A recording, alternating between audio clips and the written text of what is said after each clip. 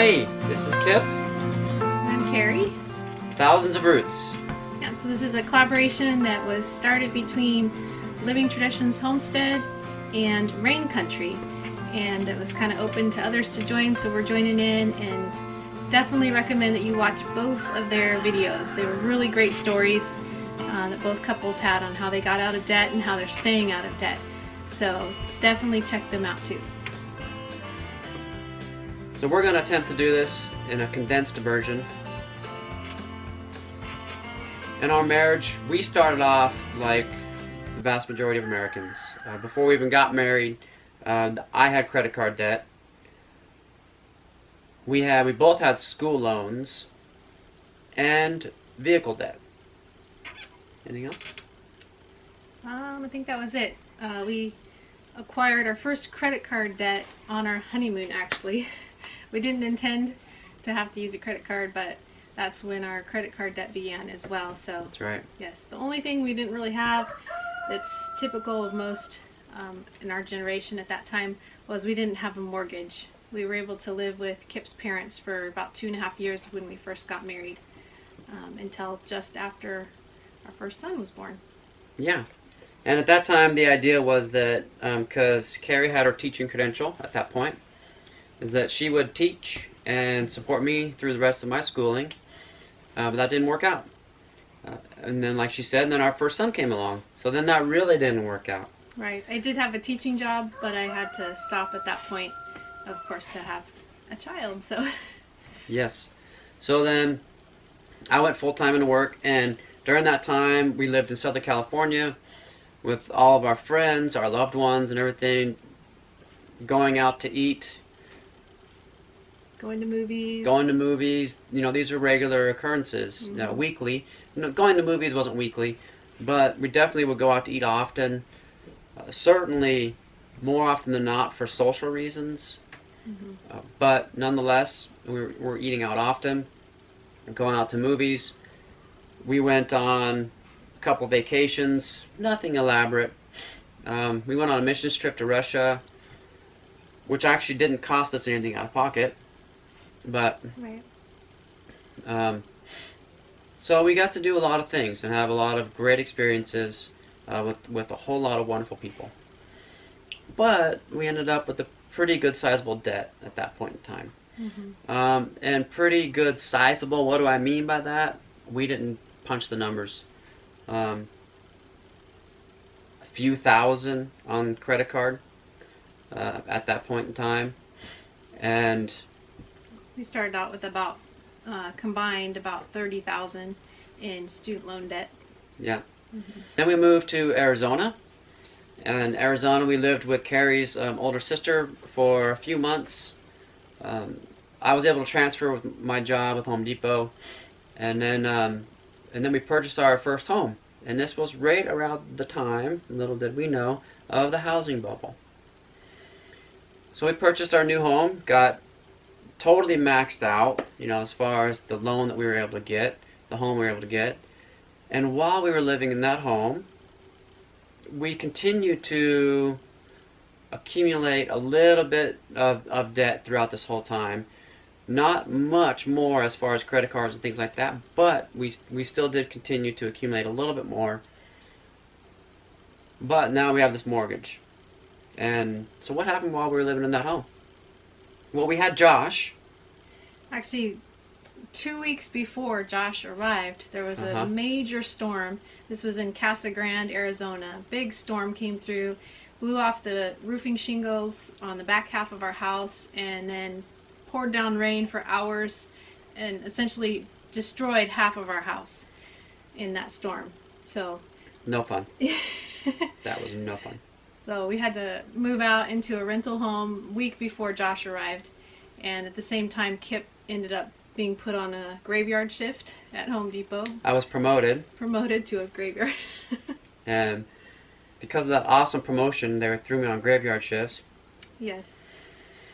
So half our house destroyed, having to move out, having Joshua, having a promotion, and getting put on graveyard shifts. Woo! Woohoo! How many people get to go through all that at the same time? Craziness. Okay, so that happened. So then I was working with then the contractor who our insurance hired for repairing our house, and I worked out some things that if I did some manual labor and if I did this and that we could have some upgrades and do some upgrades. As well as we got new windows on the whole house, which was part of, we did a refinance on the house after this remodel deal. So we put more money into it, right? We also did a whole bunch of landscaping, a big irrigation system, a whole bunch of landscaping. So we thought that this very difficult thing of the house getting destroyed was an opportunity to remodel the house and to make the house really nice, and so that when it come time to resell, we could actually make some money on it. Well, then the bubble burst. The housing bubble burst. And we were very much so upside down on this thing. And we got way maxed out. So my job at Home Depot wasn't even paying me enough so that we could make all of our payments throughout the month. We were having to get help. And that just wasn't working. So it came a kind of a crisis decision, time for us. And the only option on the table, which the law had allowed and had made provision for, was to do a bankruptcy. And so that's what we did. And it was through lots of travail, that's what we went ahead and did. We did a bankruptcy. And that cleared the decks of all of our debt except for the student loan. So bankruptcy doesn't cover student loan. And at this point in time, we had already had our ducks in a row for moving to Alaska. So we went through the bankruptcy, and then within a month, we were on the road to Alaska. Yeah, I think so. Packed everything into a little trailer, towed behind our van that was completely packed out, hardly a place to sit, and took off for Alaska. For Alaska. Mm-hmm. I had family in Alaska. My grandmother and grandfather pioneered up there, or homesteaded up there 60, 70 years ago, something like that. And so my family had a bunch of land up there, and there were some opportunities, and so we went there. Those opportunity things fell through, but I was able to, I had a job at Fred Meyer, and I was one of the assistant managers in the home department.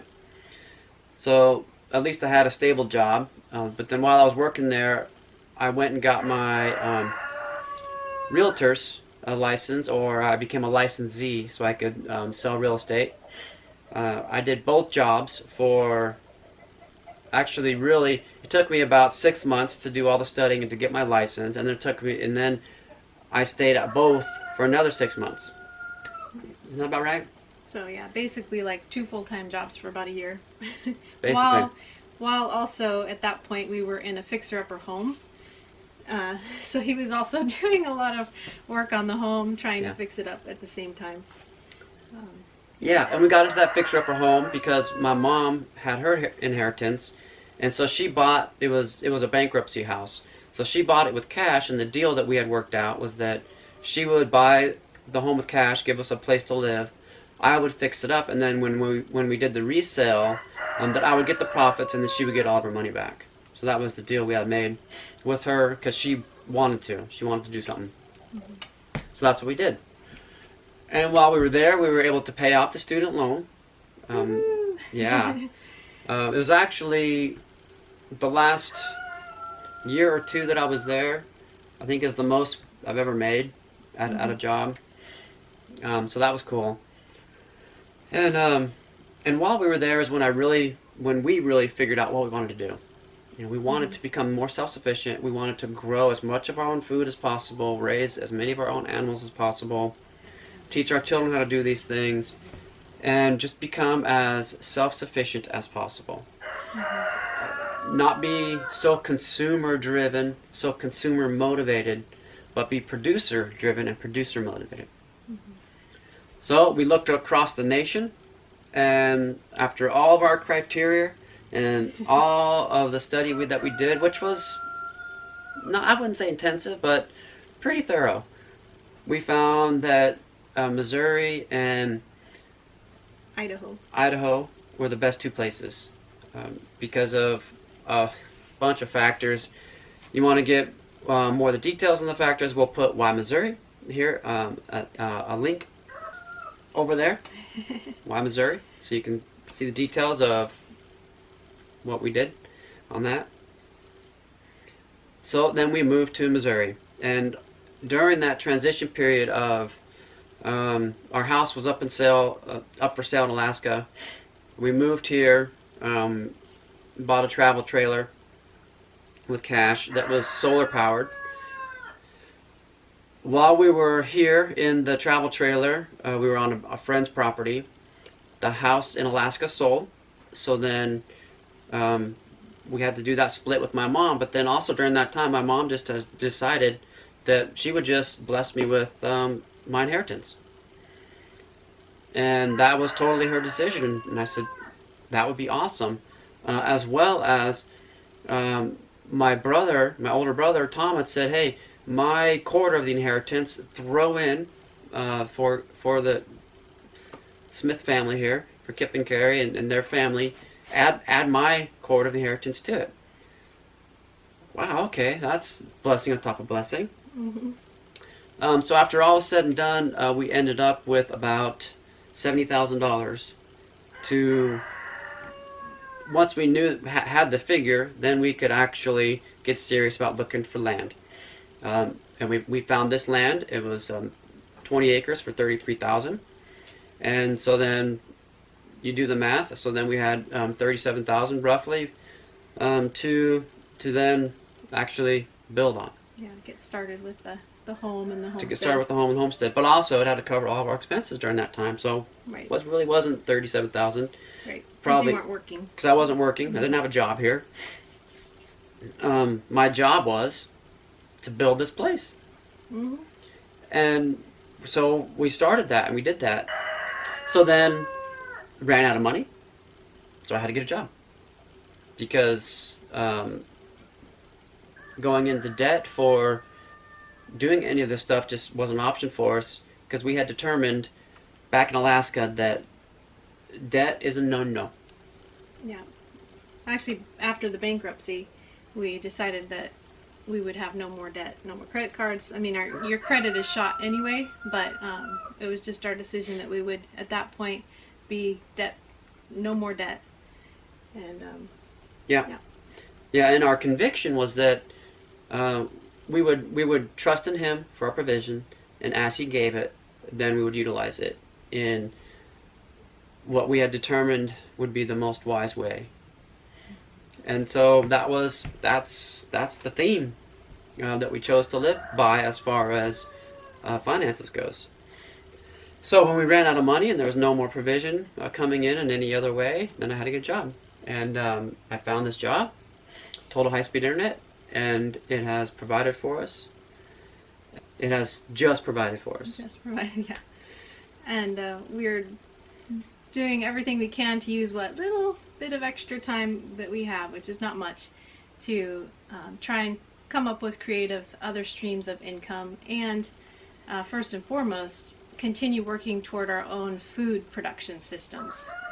So, as you know, those who watched our channel, it's very slow progress. We don't have a lot of time, but we just keep going because we know we're going the right direction. And little by little, we are making improvements and setting things up so that we can produce our own food here on this land and also have our own streams of income. So eventually, he'll be able to come home for good. Yeah. I'm going to date myself real quick here. And probably at least a couple of you will find this funny.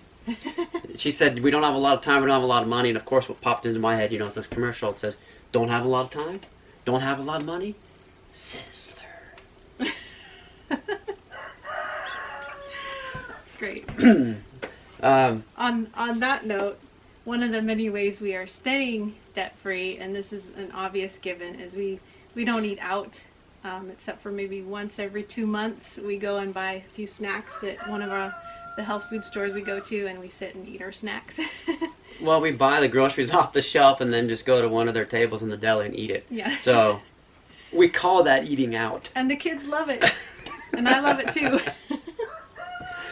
But and as far as movies goes, since we've lived here in Missouri, we've been to the movies 2 times, and that's like on birthdays. Right. You know, and that's it. And the last vacations we had were in Alaska, and I'm really thankful for them because they were wonderful. And had I known they were the last vacations that we were going to have in a long time, I probably would have appreciated them a lot more. But one of those vacations, you know, was camping in a tent, you know, and salmon fishing. Mm-hmm. Wasn't real relaxing, but it was fun because I caught a king salmon. That was really cool. Yeah. We did go to a cabin with my family. My brother's family was in Alaska. Yeah. And they totally blessed us. We actually lived in their home for 1.5 years when we first moved up there. So we did get to go on a little vacation in a cabin with them. Yeah, that was cool. So yeah, we had a couple little vacations there in Alaska that were really nice. So remaining debt free, it's, you know what? If you don't have it, you don't spend it. Yeah. It's really that simple. If you don't have it, you don't spend it. Right. And you also don't spend what you don't have yet. Right. Which is a huge concept because you're like, well, we're gonna get X amount of tax return. I think we're gonna get a tax return, so we can spend this, and then pay for it out of that tax return that we're gonna get. You don't have it. Don't spend it. Don't spend it. Yeah. And then be willing to exchange one desire for another desire. Like, for example, if you eat out a lot and you enjoy that, exchange that desire for maybe developing a love for creating your own food with your own family in your own home, and it'll be healthier and you can enjoy it maybe even more. Mm-hmm. I personally don't even like to eat out because the food I know is, most of it is not going to be good for us. So yeah, absolutely. I think entertainment is an area that a lot of people end up going into debt for. So we ourselves are learning how to find, especially for our children, find sources of entertainment that are free. None of our children have cell phones. I don't have a cell phone. He just has a work cell phone. We just have very minimal expenses anyway toward entertainment, which may seem sad to some, but we definitely find ways to enjoy ourselves, and probably a lot of those ways are more healthy and more beneficial as far as relationships go. Yeah. But we're definitely not to the point we'd like to be even in that. We want to play more games together. We want to try and find ways to family activities. Yeah, have fun as a family without spending any money, and really enjoy it and have it be really relaxing. So. Yeah. And I do want to mention that growing our own food, raising our own animals, right now, about 85% of every one of my paychecks goes towards just food. Right. So when you look at it, that doesn't give us very much disposable income. Right? It's crazy. Mm-hmm. Guys, we did our debt-free story yesterday, and I just wanted to add one thing that we kind of forgot to mention. Kind of mentioned it, but I wanted to add a little more to this. And that is that once you get out of debt, one of the biggest things for staying debt-free, we believe, is producing your own food, because when you have no debt, food becomes your biggest expense. And ever since Alaska, actually a little bit before Alaska, my husband and I believed that nutrition, good nutrition with whole, clean, real foods was the only way our family was going to eat. We are committed to that, and that comes at a high price sometimes. Often the good food, the real food, is much more expensive than just the cheap food that is not good for your body. So it is our goal and our mission to produce our own food. Those who watch our vlogs know that. We still have a long way to go before we're producing most of our own food, but we're on that path. And just like becoming debt-free can take a lot of time and patience and perseverance, once you become debt-free, learning how to produce your own food and set up all those systems can take a long time. So the patience, the perseverance continues even after you become debt-free if you're going to produce your own food. So just remember, no matter where you're at in this journey, no matter how slowly it seems to be going, just press on and keep going, one small step at a time. It requires a lot more humility and patience when you choose to live this way, when you choose to live debt-free on a shoestring income. So, but the peace in the house, the peace within me, the peace in our household, It's way worth it. is way worth it. And knowing that our children are going to start off with having learned these things that we learned, having learned things about self-sufficiency, huge deal, huge deal. So they can start off with knowing how to grow their own food, raise their animals, which is the most important things, you know, food and drink. Right. Most important things, and then shelter after that. All right, change of location. Our lighting got bad. Yeah. So one of the things I want to say in closing is that there was this guy, and he knew he was dying, and he was a Christian.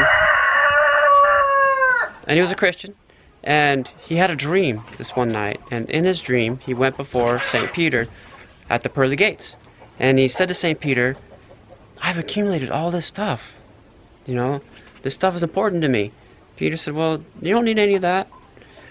And he said, "But it took me my whole life to accumulate these things." And Peter said, "Well, naked you entered the world, naked you'll go out." And he goes, but can't you, make an exception? I've done all this tithing, I've done all this giving, I've done all this service." And then Peter finally relented and said, "Okay, if it's so important to you, just go and turn it all into, the most valuable thing to you, and then bring it with you." The guy goes, "Okay." So then he wakes up from his dream. And sure enough, within the next couple days, he does die. But before he died, he sold everything and turned it into gold. Gold bars. Right? Gold bars. And then when he dies, he gets back up to the pearly gates, and there's St. Peter. But the guy doesn't have anything. And he goes, "But I turned it all into gold. I turned it all into gold. I was going to bring it here." And then Peter said, "You want to bring up pavement?" You see, some of the things we think are so valuable, you guys, that they're really not. They really hold very little value. So I encourage you to look at your life, look at those around you, really prioritize, consider what really does have great value. Because the good book says that where your treasure is, there your heart will be also. So let your treasure be in the right place. This is Kip with Thousands of Roots. And Carrie? And whatever you do, do it with your whole heart. Just a quick reminder to please check out the links below for Living Traditions Homestead and Rain Country, who also shared stories on how they became debt-free. Great stories. Please check them out.